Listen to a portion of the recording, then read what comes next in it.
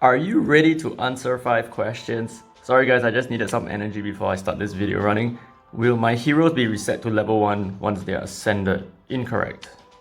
Next, how many levels will a hero's level cap be raised by after ascension? 5. What is the level cap for 1-star heroes? 15. If I wish to ascend a 3-star hero to 4-star, I'll need to use 3-3-star. Oh, wait. I heard that this is bugged. This is the question that I heard is bugged. So technically the correct answer is correct, but yeah, so this is bugged. Do take note of that. A hero's equipped skills will be prioritized for upgrades. Correct. Yay, 25 energy. Okay, so let's move on to the video. I have received quite a lot of requests to making this video. So not only from my comments, but also from in-game and Discord as well. I stayed off making this video until now for quite a few reasons. So number one, my team is not exactly... Oh, that's kind of loud. So my team is not exactly very free to play because I run with 3 really strong net 5s. So my Celine is maxed skill up and my Ironheart is also maxed skill up, at least on his S3.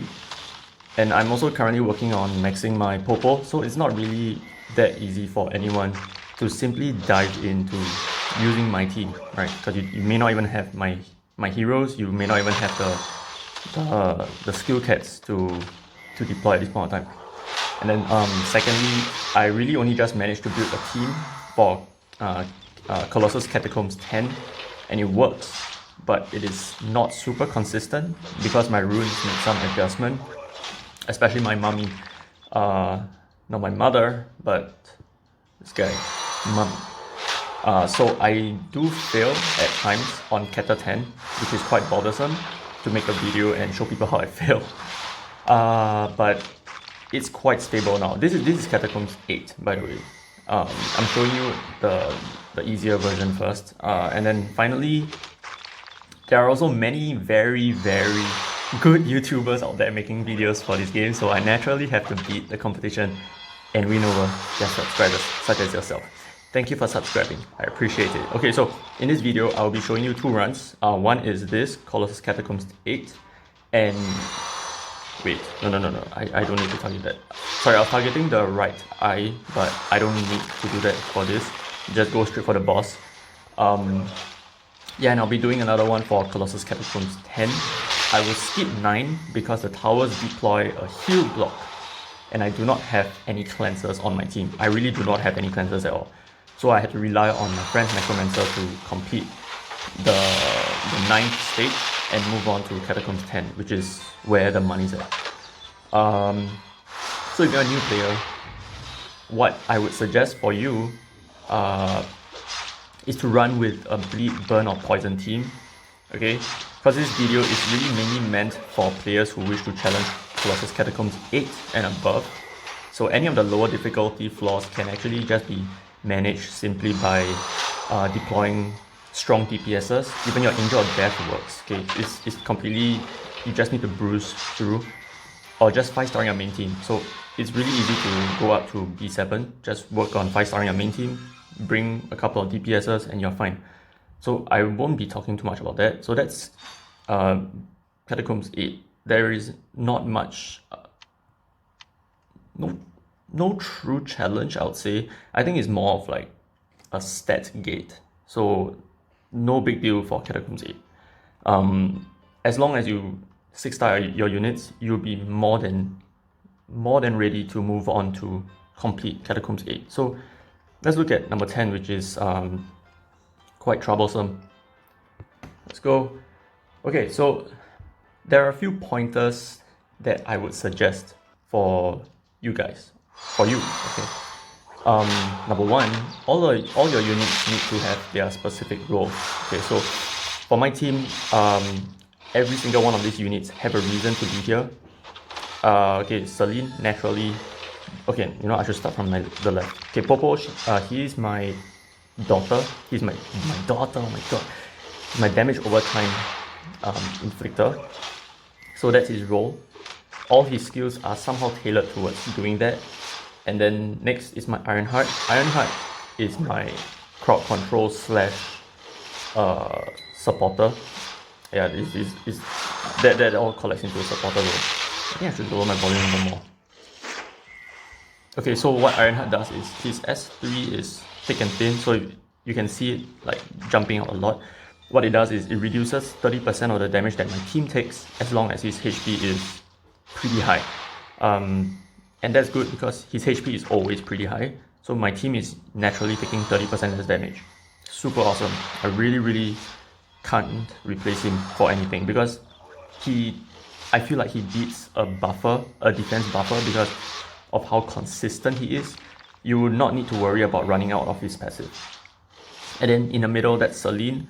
Celine is my healer. She is really good at healing, and she also sometimes deploys speed buffs on your teammates and on herself, and also speed debuffs on the enemy, which is super good, especially for dealing with the boss itself or the towers, because you want to slow them down a bit. And then fourth is my Mummy. Sorry, I just cracked my knuckles. It's my Mummy. He's an insane damage over time inflictor. Super good. And then fifth, Harpy. She is my speed booster. She just boosts my speed, and she also reduces the cooldowns on my team, which is awesome because frankly some of my units, like my Mummy, they do not have maxed out skills. My Celine's third skill is also not maxed out, so the cooldowns on my team is generally quite high, but because of my Harpy with super high speed, she is able to reduce the cooldowns on the rest of my teammates very efficiently, so it just feels like my skills are all skilled up, so to speak. Yep. So it is a good idea to run 2 damage over time units, 1 healer and 2 supports. So you may consider comps like, first you have Mummy or Hydra. Yeah, Mummy or Hydra, whichever. So that's one of the damage over time dealers. And you can also bring a Medusa, because Medusa is, I think Medusa is a better choice than Popo in terms of dot application. Alright, and then for healer you can bring your Holy Cleric, right? If you do not have a Celine, Holy Cleric works fine. Or I do know some people, they build a Harpy specifically for healing. But if you build a Harpy specifically for healing, you will not be able to enjoy the speed buff and the CC reduction boost, which means you could actually consider building 2 Harpies. One for healing, one for support. Okay, and then for your 2 supports, you can consider, like I said, you can consider a Harpy, or you can consider Druid as well. Druid mainly for cleansing and defense buffing, not so much for healing. He's really good for healing, but if you consider a healing path, you would be foregoing your cleansing path, which is, I think, quite important for new players. Okay, wait, let me just pause right there. So as you can see, that's not how you pause it. So as you can see, I defeated the right tower first. The reason being is the right tower actually deploys a defense debuff, and this is extremely annoying because I do not want to have to hit the boss to 50% and then he just smacks me with a defense debuff on. And if you have watched my previous video, you will understand that a defense debuff actually cuts your defense by 75%. So naturally, it's going to be a team-wide wipe. Yeah, team-wide wipe. And it's terrible. But however, I have seen my Celine and Ironheart left standing, and they could still solo the boss regardless. So that's super cool. That's why not really free to play friendly. Whoa, yeah. So that was the one. Oh, even without a defense debuff, my team nearly melted. And as you can see, I don't have a stripper as well, so that's a problem, which means my turn cycling needs to be perfected. My turn cycling has to be perfected. Okay, so moving on. Well, if survivability isn't on your side, okay, so just now I talked about having 2 DOT units, 1 healer, 2 supports. If survivability isn't on your side, you can actually choose to remove one of your damage over time units in place of another support or healer. Let me just rerun this a bit. Oh, Mystic Summon! Okay, we get a summon at the end of the video. Awesome. Okay, I usually won't recommend a second pure healer. So let's say you need more sustain, right? I wouldn't recommend you bringing 2 healers. What I recommend you is to okay, I wouldn't recommend you to bring a second healer, because if you need so much heals, you're most likely better off with either more crowd control, like having more attack debuffs or stuns, or having more cleanse or strip units, or simply just more buffs to cycle them better. Okay, so the reason why you're not surviving well is probably because it's not because of the heals, it's because of your stats or your ability to control the enemies, like in these earlier stages. Let me just turn on the aircon for a while. I'm sorry about that. Okay, so that's advice number 1. Okay, all your units need to have their specific roles. So advice number 2, 6-star your squishies, especially like your mummies and all that kind of stuff. They're very fragile. Okay, they're not net 5, their stats are not that high. Or simply just 6-star everyone for consistency. Okay, so yeah, just 6-star everyone. That's really good.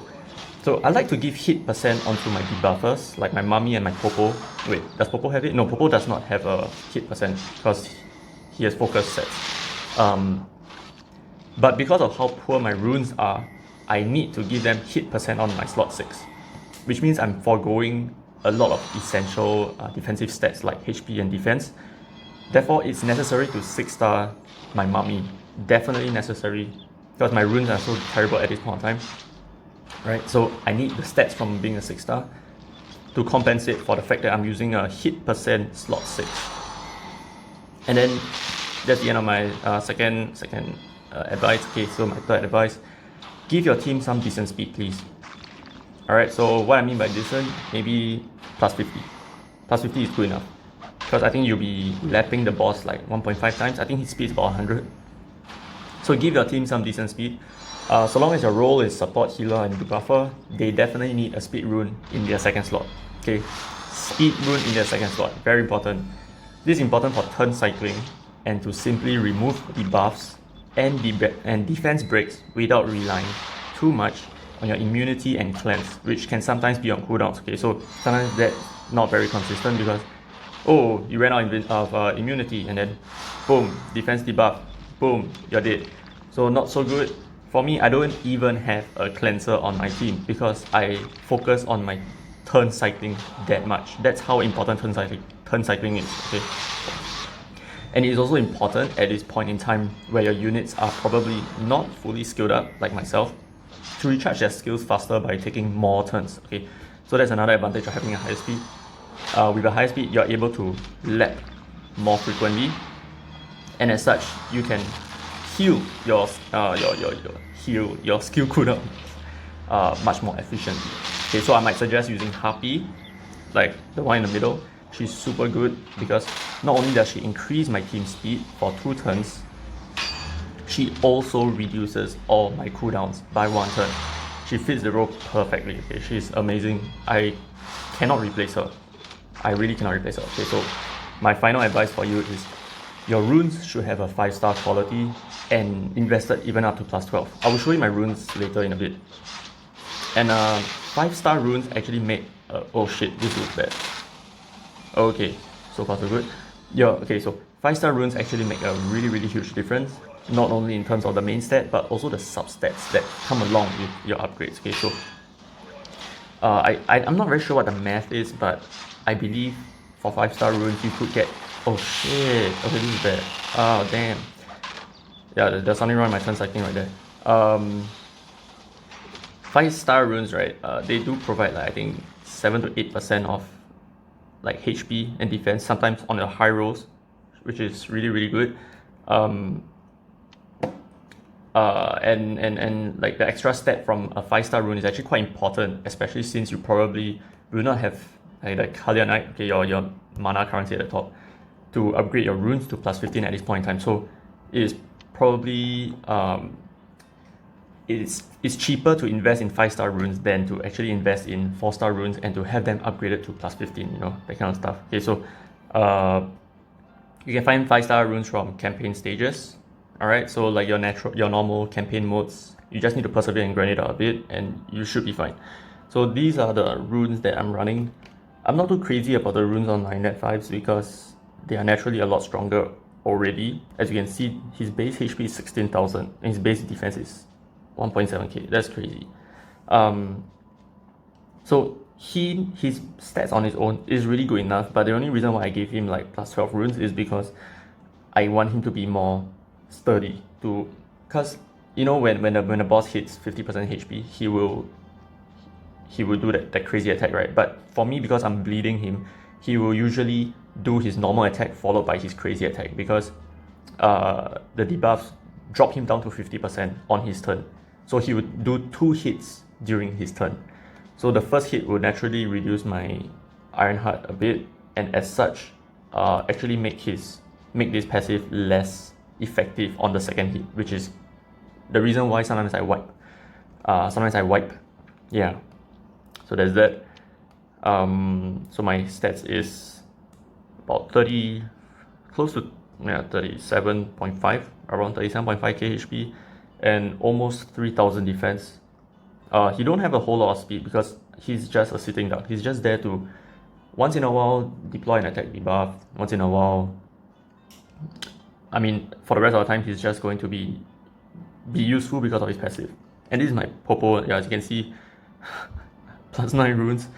Because he's a net 5, so he already has 30,000 HP, 2,000, close to 2,005 defense, right? I think. And speed wise, he does have a speed rune here, not the fastest because it's just a plus 9. I should increase that a little bit more. But decent speed, 130. It could be better. This definitely can be better. But like I said, I don't really care too much about my net 5's runes. And his hit percent is about 50%. That's what I recommend for everyone. 40 to 50%. That's a very good starting point. And then here's my Harpy. She's more invested in. She even has a plus 15 Swift rune on the slot too for higher speed. So she has about 192 speed, which is super good for her turn cycling. And just dropping a lot of these. Okay, so she's really good because not only does she have this buff that reduces all allies cooldowns and grant them a haste for actually 2 turns. Okay, it's a haste for 2 turns. This is a wording issue. She also comes with heal and a resist crit rate buff, which is very useful. It saved me a lot of times. Okay, so she has about 24, 23, close to 24,000 HP and 2,000 plus defense. Okay, so the basic requirements for your heroes should be about 25,000 HP and 2,000 defense. Anything less than that, you are in for trouble. Okay, so that's why sometimes I do wipe because of that. So you have seen how I died. And it's my mummy. He has pretty good HP actually, 27.5, close to 28k HP. That's not bad, but his defense is on the lower side. Okay, and that's because I have a hit percent on his slot 6, which means I do not have a defense percent on his slot 6. So that's a problem. I don't really know how to circumvent this issue, but the reason why I gave him HP here, HP percent on his slot 4 instead of defense percent, is because when the boss, when I'm defense broken by the tower, I'm as good as nothing. I'm as good as having no defenses at all. No HP, no defense. So that's why I opted for HP percent. That's more important to me. For Catacombs 10, HP percent is more important. Alright, then this is my Celine. She will naturally have enough stats because she's a net 5. 30 over 1000 HP, more than 2000 defense, and plus 55 speed. She has a bit of hit rate here as well because I need her to slow down the boss with her normal attack. 40% chance to slow down the target. So it's not going to be that efficient. Oh sorry, I actually maxed it out. 60% chance to slow. It's not going to be super efficient because 40% of the time you will not be slowing down the boss. So she naturally needs to have a lot more speed. Not just for heals, not just for turn cycling, but to just have more chances to slow down whatever that I need to slow down. So that's my team so far. I do have a Una, but I don't really intend on using her. I will make another video on what units will be good in general, but not for this video. This video is just an idea of what my team is and some advice that I can give to you. Yeah, and like I said, we will have a summon at the end. Oh, we will have a few summons. I didn't even realize this. I totally forgot about my legendary scroll. Yeah, okay, so let's do 2 warm-up summons. Let's go, Mystic, come on. Yellow, yellow, yellow. Oh, Hydra, look, awesome. So, like I was saying, Hydra is a really, really good choice because he has dots on his first skill and, right? Yeah, 40% chance. And then he has dots here also. Is it this? Oh, no, sorry, it's this. Speed Venom at all enemies 3 times, blah, blah, blah. Okay, so I still think Mummy is a better choice than Hydra, but Hydra is still good because he comes with team buffs as well. So, kind of useful.